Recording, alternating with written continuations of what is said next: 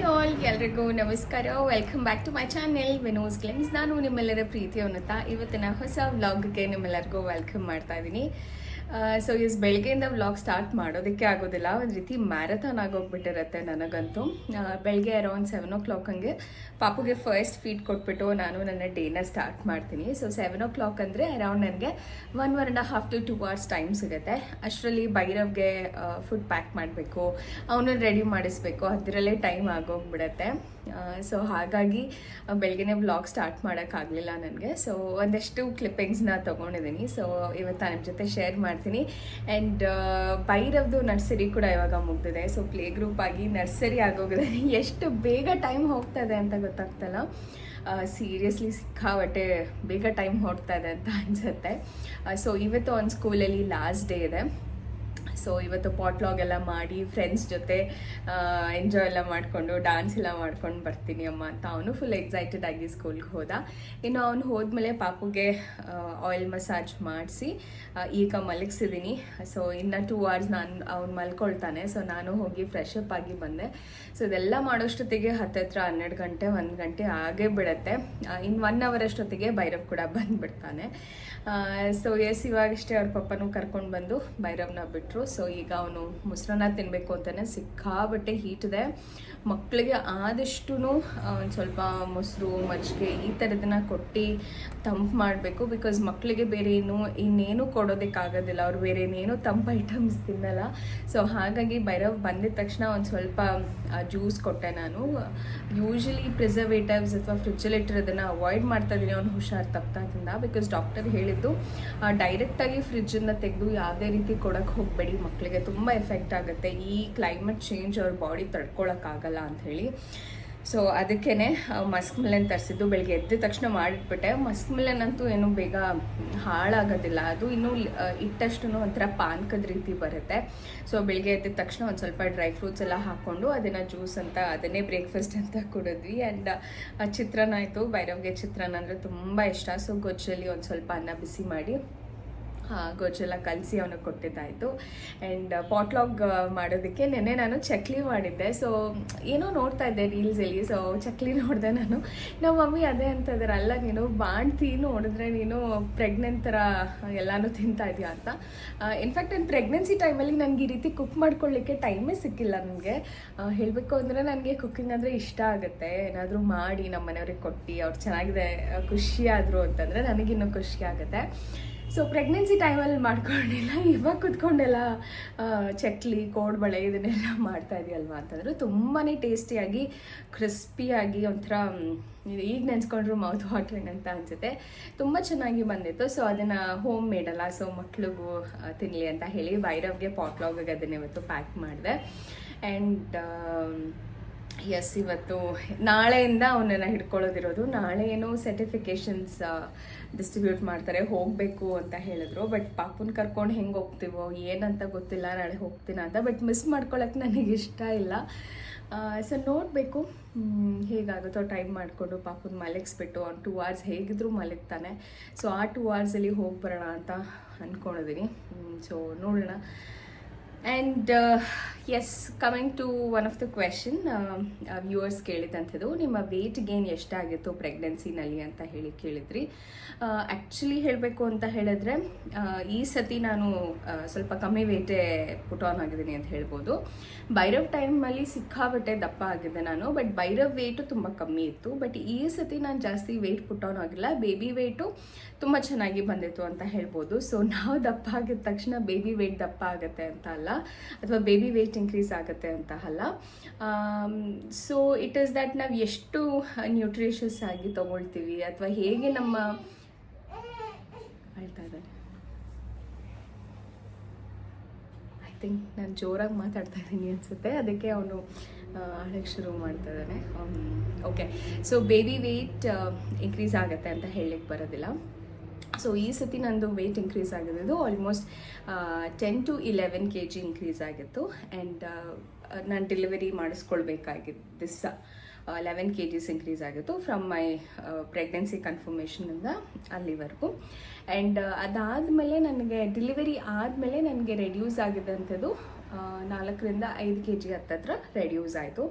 But ಇವಾಗಂತೂ ನಾನು check ಮಾಡ್ಕೊಂಡೇ ಇಲ್ಲ ಎಷ್ಟು ಇನ್ಕ್ರೀಸ್ ಆಗ್ತಾ ಇದೀನಾ, ಡಿಕ್ರೀಸ್ ಆಗ್ತಾ ಇದೀನಾ ಏನು ಅಂತ. ಆ್ಯಂಡ್ ಯಾವುದೇ ರೀತಿ ಆಹಾರ ಪಥ್ಯ ಆ ಥರದ್ದು ಏನೂ ಇಲ್ಲ. ಹೆಲ್ದಿಯಾಗಿ ಏನೇನು ತಿನ್ನಬೇಕು ಅಂತ ಅನಿಸುತ್ತೋ, ನನಗೇನು ಒಳ್ಳೆಯದು ಅಥವಾ ನನಗೇನು ನ್ಯೂಟ್ರಿಷನ್ ಸಿಗುತ್ತೆ ಅಂತ ಅನಿಸುತ್ತೋ ಅದನ್ನೇ ನಾನು ತೊಗೊಳ್ತಾ ಇದ್ದೀನಿ. ಆ್ಯಂಡ್ ಅದರಿಂದ ಪಾಪುಗೂ ಕೂಡ ಒಳ್ಳೆಯದು ಅಂತ ಹೇಳ್ಬೋದು. ಫ್ರೂಟ್ಸ್ ಆಗಿರ್ಬೋದು, ವೆಜಿಟೇಬಲ್ಸ್ ಆಗಿರ್ಬೋದು, ಸೊಪ್ಪುಗಳಾಗಿರ್ಬೋದು, ನಾನ್ ವೆಜ್ ಆಗಿರ್ಬೋದು, ಇದು ಎಲ್ಲನೂ ನಾನು ಒಂದು ಸ್ವಲ್ಪ ಸ್ಪೈಸಿ ಕಮ್ಮಿನೇ ಮಾಡ್ಕೊಳ್ತಾ ಇದ್ದೀನಿ. ಆ್ಯಂಡ್ ಇನ್ಫ್ಯಾಕ್ಟ್ ನಮ್ಮ ಮನೆಯವ್ರು ಎಲ್ಲರೂ ಇವಾಗ ಸ್ಪೈಸಿ ಸ್ವಲ್ಪ ಕಮ್ಮಿನೇ ಮಾಡ್ಕೊಳ್ತಾ ಇದ್ದಾರೆ. ಯೂಶ್ವಲಿ ಹೇಳಬೇಕು ಅಂತಂದರೆ ಸ್ವಲ್ಪ ನಾವು ಜಾಸ್ತಿ ಖಾರನೇ ತಿನ್ನುವಂಥದ್ದು. ಬಟ್ ಈ ಸಮ್ಮರ್ಗೂ ಮತ್ತು ನನಗೆ ಅಂತ ಹೇಳಿ ಸ್ವಲ್ಪ ಖಾರನ ಕಮ್ಮಿನೇ ಮಾಡಿದ್ದೀವಿ. ಒಂದು 2 ಹಸಿಮೆಣ್ಸಿನ್ಕಾಯಿ ಹಾಕೋ ಕಡೆ 1 ಹಾಕ್ತಾಯಿದ್ದೀನಿ, ಇಲ್ಲ ಅರ್ಧ ಹಾಕ್ತಾಯಿದ್ದೀನಿ. ಸೊ ಆ ರೀತಿ ಕಮ್ಮಿ ಮಾಡಿಕೊಂಡು ಎಲ್ಲ ಐಟಮ್ಸ್ನೂ ತಿಂತಾ ಇದ್ದೀನಿ. ಸೊ ಟಚ್ ವುಡ್ ಪಾಪು ಯಾವುದೂ ಪ್ರಾಬ್ಲಮ್ ಅಂತ ಇದುವರೆಗೂ ಆಗಿಲ್ಲ. ಸೊ ಹಾಗಾಗಿ ನಾರ್ಮಲ್ ತಿಂಡಿ ಏನು ತಿಂತಾರೆ, ಉಪ್ಪಿಟ್ಟು, ಚಿತ್ರಾನ್ನ ಆ ಥರದ್ದೇ. ಕೆಲವೊಬ್ರು ಕೇಳಿದ್ರೆ ನಿಮ್ಮ ಫುಡ್ ರೂಟೀನ ಶೇರ್ ಮಾಡಿ ಅಂತ ಹೇಳಿ. ಸೊ ಒಂದು ದಿವಸ ಹೇಗಿರುತ್ತೋ ಇನ್ನೊಂದು ದಿವಸ ಆ ರೀತಿ ಇರೋದಿಲ್ಲ ಅಲ್ವಾ. ಸೊ ರಿಯಲಿಸ್ಟಿಕ್ ಆಗಿ ಮಾತಾಡಬೇಕು ಅಂದರೆ ಒಂದು ದಿವಸ ಇದ್ದಂಗೆ ಇನ್ನೊಂದು ದಿವಸ ಇರಲ್ಲ. ಸೊ ಬೇಕಾದ್ರೆ ನಾನು ಒಂದು ದಿವಸ ರಿಯಲಿಸ್ಟಿಕ್ ಆಗಿ ನಾನು ಯಾವ ರೀತಿ ನಮ್ಮ ಊಟ, ಅಡುಗೆ, ತಿಂಡಿ ಅಥವಾ ನಾನು ಹೇಗೆ ತೊಗೊಳ್ತಾ ಇದ್ದೀನಿ ಅನ್ನೋದನ್ನ ನಮಗೆ ಶೂಟ್ ಮಾಡಿ ತೋರಿಸ್ತೀನಿ. ಅದು ಬಿಟ್ಟರೆ ಇದೇ ತಿನ್ನಬೇಕು, ಇದು ತಿನ್ನಬಾರ್ದು ಅನ್ನೋವಂಥದ್ದು ಯಾವುದೂ ಇಲ್ಲ. ಸೊ ಆಲ್ಮೋಸ್ಟ್ ಎಲ್ಲ ಐಟಮ್ಸನ್ನು ನಾನು ತೀರಾ ಜಾಸ್ತಿ ಇಲ್ಲ, ಸ್ವಲ್ಪನೇ ಫ್ರೀಕ್ವೆಂಟಾಗಿ ನಾನು ತೊಗೊಳ್ತಾ ಇದ್ದೀನಿ. ಬಿಕಾಸ್ ಪಾಪುಗೆ ಹಾಲು ಬರಬೇಕು, ಚೆನ್ನಾಗಿ ಹಾಲು ಬಂದರೆ ಮಾತ್ರ ಪಾಪು ಕೂಡ ಆರಾಮಾಗಿ ಹಾಲು ಕುಡಿದು ಮಲಗುತ್ತೆ. ಇಲ್ಲ ಅಂತ ಅಂದರೆ ಪಾಪುಗೂ ಸ್ವಲ್ಪ ಕಷ್ಟ ಆಗುತ್ತೆ. ಪಾಪುಗೆ ಹಾಲು ಬರಲಿಲ್ಲ ಅಂದರೆ ತುಂಬ ಕ್ಲಸ್ಟ್ರಿಂಗ್ ಫೀಡಿಂಗ್ ಮಾಡಿಬಿಡ್ತಾರೆ ಮಕ್ಕಳು. ಕ್ಲಸ್ಟ್ರಿಂಗ್ ಫೀಡಿಂಗ್ ಅಂತ ಬಂದಾಗ ತುಂಬ ತಲೆ ಕೆಟ್ಟೋಗುತ್ತೆ, ತುಂಬ ಬ್ಯಾಕ್ ಪೇನ್ ಬರುತ್ತೆ. ಸೊ ಆ್ಯಕ್ಚುಲಿ ಹೇಳಬೇಕು ಅಂತಂದರೆ ಬ್ರೆಸ್ಟ್ ಫೀಡಿಂಗಲ್ಲಿ ಒಂದಷ್ಟು ಹೇಳೋಕ್ಕಾಗದೇ ಇರುವಂಥ ಅಥವಾ ಹೇಳ್ದಲ್ಲೇ ಇರುವಂಥ ವಿಷಯಗಳು ಸಾಕಷ್ಟಿದೆ ಅಂತ ಹೇಳ್ಬೋದು. ಮೊದಲನೇದಾಗಿ ಒಂದು ಕಡೆ ಹಾಲು ಕುಡಿಸ್ತಾ ಇರಬೇಕಾದಾಗ ಇನ್ನೊಂದು ಎದೆ ಹಾಲು ಹಾಗೆ ಜಿನ್ನಕ್ತಾ ಇರುತ್ತೆ.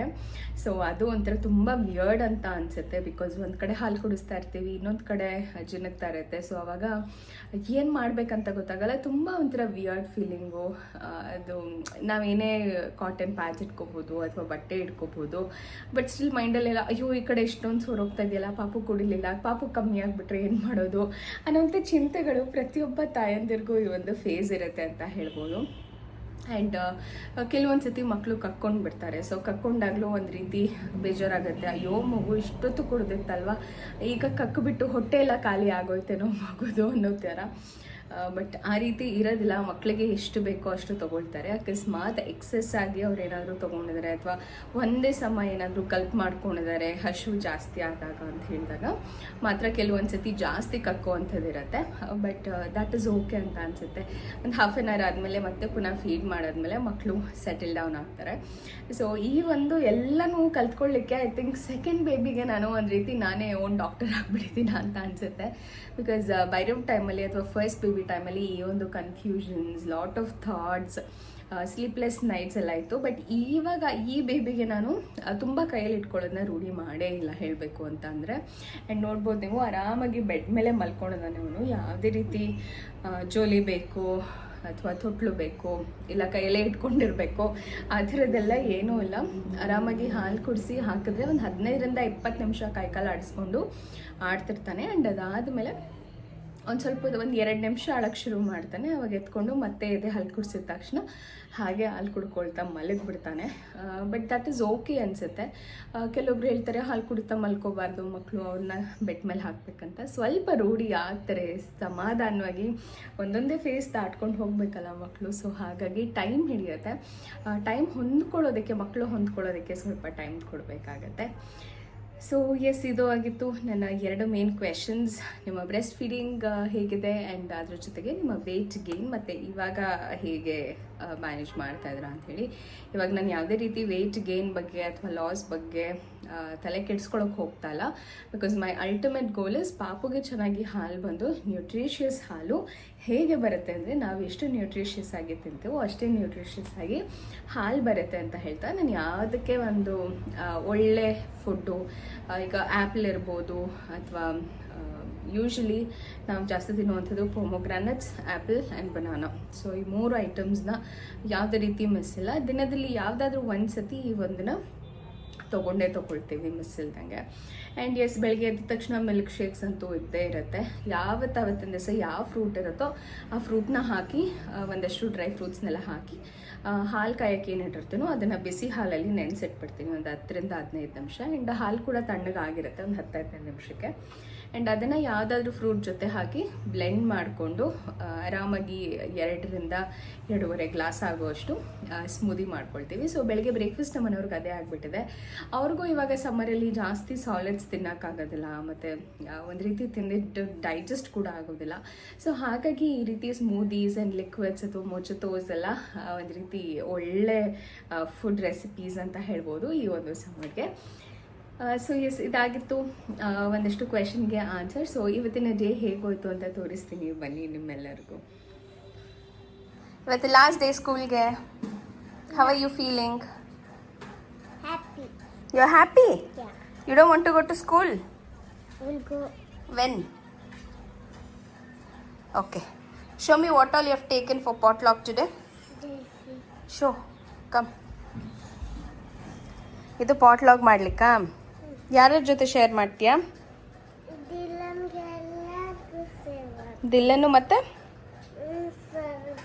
ದಿಲ್ಲನು ಮತ್ತೆ ಸ್ವರಾಗ. Okay, sure. ಇದು ಯಾರು ಮಾಡಿದ್ದು ಚಕ್ಲಿ? ನೀನೇ ಮಾಡಿದ್ದ ಚಕ್ಲಿ? ಓಕೆ, ಇದು ಚಕ್ಲಿ ಮತ್ತು ಕೋಡ್ಬಳೆ. ಎಲ್ಲರಿಗೂ ಕೊಡು ಆಯಿತಾ, ಮ್ಯಾಮ್ಗೂ ಕೊಡು ಟೇಸ್ಟ್ ಮಾಡಲಿಕ್ಕೆ. ಬಿಸ್ಕೆಟ್ಸ್, ಇದರೊಳಗೆ Dark Fantasy, juice and chocolate. Happy? Enjoy.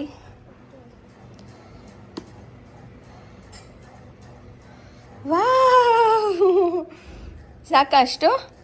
Share it with your friends. Okay? ಬೇಡ, ಇರಲಿ ಬಿಡು ಆಚೆನ. Lock it properly. ಬ್ಯಾಗಿಗೆ ಇಡ್ಲಾ? Okay. Let's go. Sure. Bye bye, Rav. Bye. Have a nice time at school. Super. Bye bye. Love you. Bye. ಇನ್ನು ಭೈರವ್ ಸ್ಕೂಲ್ಗೆಲ್ಲ ಹೋಗಾದ್ಮೇಲೆ ನಂದು ಒಂದಷ್ಟು ಕೆಲಸಗಳು ಶುರುವಾಗ್ಬಿಡುತ್ತೆ. ಪಾಪು ಕೂಡ ಮಲ್ಕೊಂಡಿರ್ತಾನೆ ಈ ಒಂದು ಟೈಮಲ್ಲಿ. ಕೆಲವೊಂದು ಸತಿ ಎದ್ದಿರ್ತಾನೆ, ಅವಾಗ ಅವನಿಗೆ ಸ್ನಾನ ಮಾಡಿಸೋದಾಗೋಗ್ಬಿಟ್ಟಿರುತ್ತೆ. ಇವತ್ತು ಪಾಪು ಯಾಕೋ ಅವ್ನು ರೊಟೀನ್ ಚೇಂಜ್ ಮಾಡ್ಕೊಂಡಿದ್ದ, ಹಾಗಾಗಿ ಒಂದು ಸ್ವಲ್ಪ ಹೊತ್ತು ಮಲಗಿದ್ದ. ಸರಿ, ಅವನಿಗೆ ಸ್ನಾನ ಮಾಡಿಸಾದ್ಮೇಲೆ ನಾನು ಸ್ನಾನಕ್ಕೆ ಹೋಗೋಣ ಅಂತ ಹೇಳಿ ಬ್ಲಿಂಕಿಟ್ಟಿಂದ ಒಂದಷ್ಟು ಐಟಮ್ಸ್ ಇಡೀ ವಾರಕ್ಕೆ ಬೇಕಾಗಿರೋಷ್ಟು ತರಕಾರಿ ಒಟ್ಟಿಗೆ ಆರ್ಡ್ರ್ ಮಾಡ್ಕೊಂಡ್ಬಿಟ್ಟೆ. ಪದೇ ಆರ್ಡ್ರ್ ಮಾಡ್ಕೊಳ್ಳೋದಕ್ಕೆ ಟೈಮೂ ಆಗೋದಿಲ್ಲ ಮತ್ತು ಜೋಡಿಸ್ಕೊಳ್ಳೋದಕ್ಕೂ ಗೊತ್ತಾಗಲ್ಲ, ಮತ್ತು ಅವಾಗ ಪ್ಲ್ಯಾನ್ ಮಾಡೋಕ್ಕಾಗಲ್ಲ ಅಂತ ಹೇಳಿ ಪೂರ್ತಿ ವಾರಕ್ಕೆ ಏನು ಬೇಕೋ ಅದನ್ನೆಲ್ಲ ಆರ್ಡರ್ ಮಾಡ್ಕೊಂಡಿದ್ದೆ. ಆ್ಯಂಡ್ ಇವಾಗಂತೂ ಹೆಂಗಾಗ್ಬಿಟ್ಟಿದೆ ಅಂದರೆ ಆಚೆ ಹೋಗ್ತಾನೇ ಇಲ್ಲ, ಎಲ್ಲನೂ ಮನೆಗೆ ತೊಗೊಂಡು ಬಂದು ಕೊಡೋದ್ರಿಂದ ಒಂದು ರೀತಿ ಸೋಂಬೇರಿನೇ ಆಗೋಗ್ಬಿಟ್ಟಿದ್ದೀವಿ ಅಂತ ಹೇಳ್ಬೋದು. ಬಟ್ ಆದರೆ ಒಂದು ರೀತಿ ಒಳ್ಳೆಯದು ಕೂಡ. ಕೆಲವೊಂದು ಸತಿ ಮಕ್ಕಳಿರ್ತಾರೆ ಈ ರೀತಿ ಆಚೆ ಹೋಗಿ ತೊಗೊಂಡು ಬರಲಿಕ್ಕಾಗಲಿಲ್ಲ ಅಂದ್ರೂ ಈ ರೀತಿ ಫೆಸಿಲಿಟಿ ಕೊಡೋದು ಬೆಟರ್ ಅಂತ ಅನಿಸುತ್ತೆ. ಇನ್ನು ಫ್ರಿಡ್ಜ್ ನೋಡಿ ಎಷ್ಟು ಹ್ಯಾಪಿಝಾಡ್ ಆಗೋಗ್ಬಿಟ್ಟಿದೆ, ಇದನ್ನು ನೀಟಾಗಿ ಮೇಂಟೈನ್ ಮಾಡೋಕ್ಕೆ ಆಗಿಲ್ಲ. ಸದ್ಯಕ್ಕೆ ಫ್ರೆಶ್ ಸ್ಟಾಕ್ ಏನೇನು ಬರುತ್ತೋ ಅದನ್ನೆಲ್ಲ ದೊಡ್ಡ ಬಾಕ್ಸ್ಗೆ ಹಾಕ್ತಾಯಿದ್ದೀನಿ. ಪ್ರೀವಿಯಸ್ ಸ್ಟಾಕ್ ಎಲ್ಲ ಮೇಲ್ಗಡೆ ಇಟ್ಕೊಂಡಿದ್ದೀನಿ. ಅದನ್ನೆಲ್ಲ ಖಾಲಿ ಮಾಡಾದ್ಮೇಲೆ ಫ್ರೆಶ್ ಸ್ಟಾಕ್ ತೆಗೆಯೋಣ ಅಂತ ಹೇಳಿ. ಇನ್ನು ಇವತ್ತು ಸ್ವಲ್ಪ ಗ್ರೇವಿ ಮಾಡ್ಕೊಳ್ಳೋಣ ನೈಟ್ ಡಿನ್ನರ್ಗೆ ಅಂತ ಹೇಳಿ ಕಾಲಿಫ್ಲವರ್ ತರಿಸಿದ್ದೆ. ಸೊ ಪೂರಿ ಜೊತೆಗೆ ಚೆನ್ನಾಗಿರುತ್ತೆ ಅಂತ ಹೇಳಿ ಅದನ್ನು ಕೂಡ ಎಲ್ಲ ಕ್ಲೀನ್ ಮಾಡಿ ತೆಗೆದಿಡ್ತಾ ಇದ್ದೆ. ಕ್ಲೀನ್ ಮಾಡಿ ತೆಗೆದಿಡೋದ್ರಿಂದ ಒಂದು ಸ್ವಲ್ಪ ಕೆಲಸ ಕಮ್ಮಿ ಆಗುತ್ತೆ ನಮ್ಮದು, ಮತ್ತು ಫ್ರೆಶ್ ಆಗಿದ್ದಾಗಲೇ ಇದನ್ನೆಲ್ಲ ತಿನ್ನೋದು ಬೆಟರ್ ಅನಿಸುತ್ತೆ. ನಿಮಗೆಲ್ಲರಿಗೂ ಗೊತ್ತಿರೋ ಹಾಗೆ ವೆಜಿಟೇಬಲ್ಸಲ್ಲಿ ತುಂಬ ಜಾಸ್ತಿ ಹುಳ ಇರೋವಂಥದ್ದು ಅಂದರೆ ಈ ಹೂಕೋಸಲ್ಲೇ ಜಾಸ್ತಿ ಇರುತ್ತೆ. ಹಾಗಾಗಿ ತುಂಬ ದಿವಸ ಇಟ್ಕೊಂಡಿದ್ದನ್ನು ತಿನ್ನೋದಕ್ಕಿಂತ ಮೇಲ್ಗಡೆ ಕಪ್ ಬಂದುಬಿಡುತ್ತೆ, ಆವಾಗ ಚೆನ್ನಾಗಿ ಅನಿಸಲ್ಲ, ಮತ್ತು ಹುಳಗಳನ್ನ ಕ್ಲೀನ್ ಮಾಡೋದು ಕೂಡ ಕಷ್ಟ ಆಗುತ್ತೆ. ಸೊ ಅದಕ್ಕೆ ಇವತ್ತೇ ತೊಗೊಂಡು ಬಂದು ಇವತ್ತೇ ಮಾಡಿಬಿಡೋಣ ಅಂತ ಹೇಳಿ ಅದನ್ನೆಲ್ಲ ರೆಡಿ ಮಾಡಿ ಇಡ್ತಾಯಿದ್ದೀನಿ. ಇನ್ನು ಪ್ರತಿ ದಿವಸ ಒಂದೊಂದು ಐಟಮ್ ಮಾಡಬೇಕು ಅಂತಂದರೆ ಹಿಂದಿನ ದಿವಸ ಪ್ರಿಪ್ರೇಷನ್ ಅಂತೂ ಬೇಕೇ ಬೇಕು. ಬಿಕಾಸ್ ಭೈರವ್ಗೂ ಈಗ ಹೊಸ ಕ್ಲಾಸ್ಗೆ ಹೋಗ್ತಾ ಇದ್ದಾನೆ, LKG ಹೋಗ್ತಾ ಇದ್ದಾನೆ. ಸೊ ಹಾಗಾಗಿ ಸ್ವಲ್ಪ ಪ್ರಿಪರೇಷನ್ಸ್ ಜಾಸ್ತಿನೇ ಇರುತ್ತೆ ಅಂತ ಹೇಳ್ಬೋದು.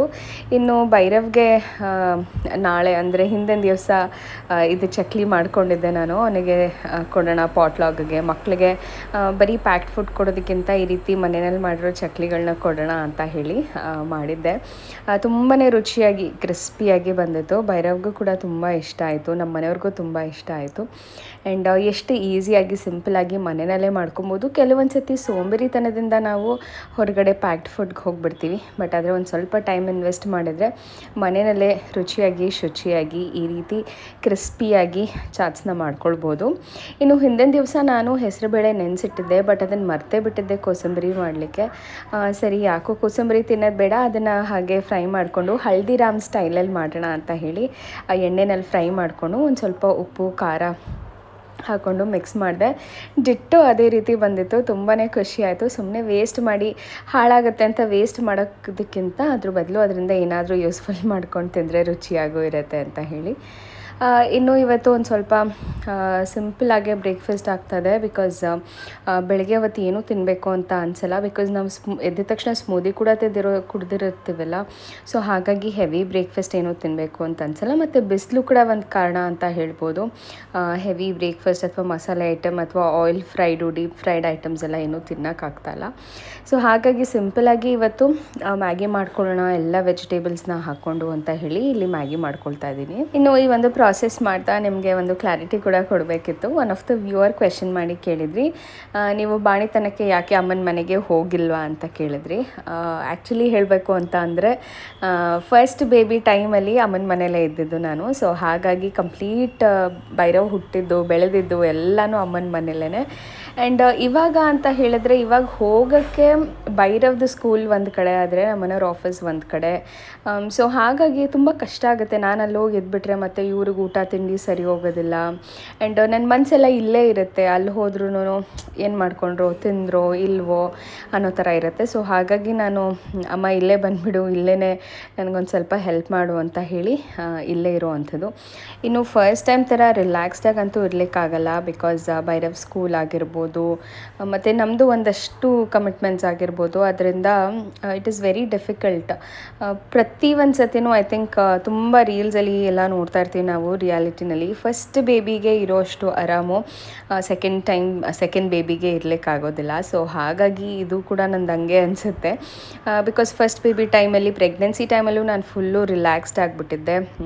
ಆಫೀಸ್ಗೆ ಹೋಗ್ತಾ ಇರಲ್ಲ ಏನೂ ಇಲ್ಲ. ಬಟ್ ಈ ಬೇಬಿ ಟೈಮಲ್ಲಿ ಆಲ್ಮೋಸ್ಟ್ 9 ಮಂತ್ಸ್ ತನಕನೂ ಹೋಗಿದ್ದೀನಿ. ನಾನು 1 ವಾರ ಇದೆ ಡೆಲಿವರಿಗೆ ಅಂದಾಗ ಅಷ್ಟೇ ನಾನು ನನ್ನ ಮೆಟರ್ನಿಟಿ ಲೀವ್ ಅಪ್ಲೈ ಮಾಡಿದ್ದು. ನಾ 1 ವೀಕಲ್ಲಿ ಕೂಡ ಫುಲ್ ಬ್ಯುಸಿ ಆಗಿದ್ದೆ. ಪ್ರಾಬಬ್ಲಿ ಫೋಟೋಶೂಟ್ಗೆ ಅಥವಾ ಸೀಮಂತಕ್ಕೆ, ಆಮೇಲೆ ಏನೋ ಒಡವೆ ತೊಗೊಂಡು ಬರೋದಕ್ಕೆ. ಸೊ ಹಾಗಾಗಿ ಒಂದು ರೀತಿ ಕಂಪ್ಲೀಟ್ಲಿ ಪ್ಯಾಕ್ಡ್ ಆಗಿದೆ, ಬ್ಯುಸಿ ಆಗಿದೆ ಈ ಒಂದು ಪ್ರೆಗ್ನೆನ್ಸಿ ಅಂತಲೇ ಹೇಳ್ಬೋದು, second pregnancy. But first one ಅಂತೂ ತುಂಬ ಕೇರಿಂಗು. ಮೆಟ್ಲು ಹತ್ತುತ್ತಾ ಇರಲಿಲ್ಲ, ಇಳಿತಾ ಇರಲಿಲ್ಲ, ಆ ಥರ ಎಲ್ಲ ಫುಲ್ಲು ಕಾನ್ಷಿಯಸ್ ಆಗಿದೆ. ಬಟ್ ಈ ಸತಿ ಅಂತೂ 9 ಮಂತ್ಸ್ ತನಕ ನಾನೇ ಗಾಡೀಲಿ ಹೋಗಿ ಬಂದಿರೋದು ಇದೆಲ್ಲನೂ ಮಾಡಿದ್ದೀನಿ. Very comfortable, very fine and perfect like any other woman ಅಂತ ನನಗನ್ಸುತ್ತೆ. ಬಿಕಾಸ್ ಪ್ರೆಗ್ನೆನ್ಸಿ ಅನ್ನೋವಂಥದ್ದು ಕೆಲವ್ರಿಗೆ ಒಂದು ರೀತಿ ತುಂಬ ಮೆಮೊರೇಬಲ್, ಎಂಜಾಯಬಲ್ ಆಗಿರುತ್ತೆ. ಇನ್ನು ಕೆಲವ್ರಿಗೆ ತುಂಬ ಹುಷಾರಿಲ್ದಲೇ ಇರೋದು ಅಥವಾ ವಾಮಿಟಿಂಗ್ ಆಗೋದು, ತಲೆನೋವು, ಮಾರ್ನಿಂಗ್ ಸಿಕ್ನೆಸ್ ಅಥವಾ ಕೆಲವ್ರಿಗೆ ನೈಟ್ ಸಿಕ್ನೆಸ್, ಈ ಥರದ್ದು ಎಲ್ಲ ಇರುತ್ತೆ. ನನಗೆ ಮಲಗಬೇಕಾದಾಗ ಒಂದು ಸ್ವಲ್ಪ ಬ್ಯಾಕ್ ಪೇನ್ ಬಿಟ್ಟರೆ my pregnancy journey was really very smooth ಅಂತ ಹೇಳೋಕ್ಕೆ ಇಷ್ಟಪಡ್ತೀನಿ. ಏನು ಪಾಪ ಕಾಟ ಕೊಟ್ಟಿಲ್ಲ ಪಾಪು ಅಂತ ಹೇಳ್ಬೋದು. So that's how my pregnancy vent ಅಂತಲೇ ಹೇಳ್ಬೋದು. ಆ್ಯಂಡ್ ಡೆಲಿವರಿ ಆದಮೇಲೆ ತುಂಬ ಜನ ಕ್ವೆಶನ್ ಕೇಳ್ತಾ ಇದ್ದೀರಾ, ನಿಮಗೆ ಸಿ ಸೆಕ್ಷನ್ ಆಗಿದೆ ಅಲ್ವಾ, ಇಷ್ಟು ಬೇಗ ನೀವು ಕೆಲಸ ಮಾಡೋಕ್ಕೆ ಶುರು ಮಾಡಿಬಿಟ್ಟಿದ್ದೀರಾ ಅಂತ ಹೇಳಿ. ಕೆಲವೊಂದು ಸತಿ ತುಂಬ ಅನಿವಾರ್ಯ ಆಗುತ್ತೆ ಅಂತ ಹೇಳ್ತೀನಿ. ಅನಿವಾರ್ಯ ಆ್ಯಂಡ್ ಡಿಪೆಂಡೆನ್ಸಿ ಇರೋದ್ರಿಂದ ಮಾಡಲೇಬೇಕಾಗುತ್ತೆ. ಬಿಕಾಸ್ ಅಮ್ಮಂಗೂ ಹುಷಾರಿಲ್ಲ, ಭೈರವಿನೂ ಪುಟ್ಟವನಿದ್ದಾನೆ, ನಮ್ಮ ಮನೆಯವ್ರಿಗೆ ಆಫೀಸ್ ಇದೆ. ಸೊ ಪೆಟರ್ನಿಟಿ ಲೀವ್ ಅಂತ ಅವ್ರಿಗೇನು ಜಾಸ್ತಿ ದಿವಸ ಇರಲ್ಲ, ಪ್ರಾಬಬ್ಲಿ 1 ವೀಕ್ ಏನೋ ಇತ್ತು ಅಷ್ಟೇ. ಸೊ ಹಾಗಾಗಿ ಅವ್ರಿಗೆ ಎಷ್ಟು ಮ್ಯಾಕ್ಸಿಮಮ್ ಹೆಲ್ಪ್ ಮಾಡೋಕ್ಕೆ ಸಾಧ್ಯನೋ ಅವರ ಆಫೀಸ್ ಕೆಲಸದ ಮಧ್ಯೆ ಖಂಡಿತವಾಗ್ಲೂ ಅದನ್ನು ಮಾಡ್ತಾರೆ. ಬಟ್ ಹಾಗಂತ ತುಂಬ ನಾನು ಅವರೇ ಬರಲಿ ಅಂತ ವೆಯ್ಟ್ ಮಾಡ್ಕೊಂಡು ಕೂರೋದಾಗಲಿ ಆ ಥರದ್ದೆಲ್ಲ ಇಲ್ಲ. ಕೆಲವ್ರು ಹೇಳ್ತಾರೆ ನಿಮ್ಮ ಹಸ್ಬೆಂಡ್ ಕುಕ್ ಮಾಡಲ್ವಾ ಅಂತೆಲ್ಲ ಹೇಳಿ. ಆ್ಯಕ್ಚುಲಿ ಅವರಿಗೆ ಕುಕ್ಕಿಂಗ್ ಅಂತ ಬರೋದೇ ಇಲ್ಲ. ಬಟ್ ಮದುವೆಗೆ ಮುಂಚೆ ಫಾರಿನ್ಗೆ ಹೋಗಿದ್ದಾಗ 1-2 ಸತಿ ಚಿಕ್ಕ ಪುಟ್ಟ ಐಟಮ್ಸ್ನ ಕಲ್ತ್ಕೊಂಡು ಕುಕ್ ಮಾಡಿದ್ದಷ್ಟೇ. ಬಟ್ ಈಗ ಇಷ್ಟೊಂದು ಜನಕ್ಕೆಲ್ಲ ಕುಕ್ ಮಾಡೋದಕ್ಕೆ ಅವ್ರಿಗೆ ಬರೋದಿಲ್ಲ ಪಾಪ. ಬಟ್ ಹೇಳ್ತಾರೆ ನಾನು ಕಲ್ತ್ಕೊಳ್ತೀನಿ, ನನಗೂ ಹೇಳು ಅಂತ. ಬಟ್ ನನಗೆ ಅಷ್ಟು ಪೇಷನ್ಸ್ ಇಲ್ಲ ಅವರಿಗೆ ತಿಳಿಸಿ ಇದನ್ನು ಮಾಡಿ ಅದನ್ನು ಮಾಡಿ ಅಂತ ಹೇಳೋಷ್ಟು ಪೇಷನ್ಸ್ ಇಲ್ಲ. ಇನ್ನು ಅವ್ರಿಗೆ ಹೇಳ್ಕೊಡೋ ಬದಲು ನಾನೇ ಮಾಡಿಬಿಡೋಣ ಅನ್ನೋ ಥರ ಅನಿಸ್ತಾ ಇರುತ್ತೆ. ಸೊ ಹಾಗಾಗಿ ಹೆಲ್ಪಿಂಗ್ ಅನ್ನೋವಂಥದ್ದು, ಅಮ್ಮ ಕೂಡ ಪಾಪಗೆ ಸ್ನಾನ ಮಾಡಿಸ್ಬೇಕಾದಾಗ ಹೆಲ್ಪ್ ಮಾಡ್ತಾರೆ, ಅಥವಾ ಏನಾದರೂ ಪಾಪು ನೋಡ್ಕೊಳ್ಳಮ್ಮ, ನಾನು ಒಂಚೂರು ಅಡುಗೆ ಮಾಡ್ಕೊಳ್ತೀನಿ ಅಂತ ಹೇಳಿದ್ರೆ ನೋಡ್ಕೋತಾರೆ. ಸೊ ಈ ರೀತಿ ಸಣ್ಣ ಪುಟ್ಟ ಹೆಲ್ಪೇ ನನಗೆ ತುಂಬ ದೊಡ್ಡ ಹೆಲ್ಪ್ ಅಂತ ಅನಿಸುತ್ತೆ. And this is the must and should ಅಂತ ನನಗನ್ಸುತ್ತೆ. ಬಿಕಾಸ್ ಕೆಲವೊಂದು ಸತಿ ನೀವು ನಾನೇನು ಹಿಡ್ಕೋಬೋದು ಅಥವಾ ಕೆಲಸದವ್ರು ಬರ್ತಾರೆ ಮಕ್ಕಳು ನೋಡ್ಕೊಳ್ಳೋಕ್ಕೆ ಅನ್ನೋದೆಲ್ಲ ಇರುತ್ತೆ. ಬಟ್ ಆದರೆ ಅವ್ರನ್ನ ಎಷ್ಟು ಕೆಲಸಗಾರರು ಯಾವತ್ತೂ ಕೆಲಸಕ್ಕೆ ಅಂತ ನೋಡ್ತಾರೆ, ಆ ಪ್ರೀತಿ ಅದೆಲ್ಲ ಕೊಡೋದಕ್ಕೆ ಸಾಧ್ಯನೇ ಇಲ್ಲ. ಸೊ ಹಾಗಾಗಿ ಮನೆಯಲ್ಲಿ ಅಜ್ಜಿ ತಾತಾಜಿ ಜೊತೆ ಬೆಳೆಯೋದೇ ಮಕ್ಕಳಿಗೆ ಖುಷಿ ಅಂತ ಅನಿಸುತ್ತೆ. ಸೊ ಎಸ್, ಹಾಗಾಗಿ ಅನಿವಾರ್ಯದಿಂದ ಡಿಪೆಂಡೆನ್ಸಿಯಿಂದ ನಾನು ನನ್ನ ಯಾವುದೇ ರೀತಿ ಬಾಣಿತನ ಅನ್ನುವಂಥದ್ದಿಲ್ಲ. ಸೊ ಹಾಗಾಗಿ ಎಲ್ಲ ಕೆಲಸಗಳನ್ನೂ ನಾನೇ ಮಾಡ್ಕೊಳ್ತಾ ಇದ್ದೀನಿ. ಆರಾಮ್ ಅನ್ನಿಸ್ತಾ ಇದೆ. ಬ್ಯಾಕ್ ಪೇನ್ ಅನ್ನೋ ಅಂಥದ್ದು ಬರುತ್ತೆ ಅಂತ ಹೇಳ್ತೀರಾ. ಸೊ ಇನ್ಫ್ಯಾಕ್ಟ್ ನನಗೆ ಬ್ಯಾಕ್ ಪೇನ್ ಇತ್ತು, ಫಸ್ಟ್ ಟೈಮಲ್ಲೂ ಇತ್ತು. ಬಟ್ ಸಮ್ ಹೌ ಸ್ವಲ್ಪ ಪ್ರೋಟೀನ್ ಆಗಿರೋವಂಥ ಊಟಗಳನ್ನ ತಿಂದು ಹೆಲ್ದಿ ಊಟಗಳನ್ನ ತಿನ್ನೋದ್ರಿಂದ we can get back to normal ಅಂತ ಹೇಳೋಕ್ಕೆ ಇಷ್ಟಪಡ್ತೀನಿ. ಸೊ ಎಸ್, ಐ ಹೋಪ್ ಇವತ್ತಿನ ವ್ಲಾಗ್ ನಿಮ್ಮೆಲ್ಲರಿಗೂ ಇಷ್ಟ ಆಗಿದೆ ಅಂತ ಅಂದ್ಕೊಳ್ತೀನಿ. ಇಷ್ಟ ಆಗಿದೆ ಡೆಫಿನೆಟ್ಲಿ ಲೈಕ್ ಮಾಡಿ, ಶೇರ್ ಮಾಡಿ, ಹಾಗೂ ನನ್ನ ಚಾನಲ್ಗೆ ಸಬ್ಸ್ಕ್ರೈಬ್ ಆಗಿ ಸಪೋರ್ಟ್ ಮಾಡಿ ಅಂತ ಹೇಳ್ತಾ ಮತ್ತೆ ಸಿಗ್ತೀನಿ ಮುಂದಿನ ವೀಡಿಯೋದಲ್ಲಿ. ಅಲ್ಲಿವರೆಗೂ ನಮಸ್ಕಾರ, take care, love you all and bye.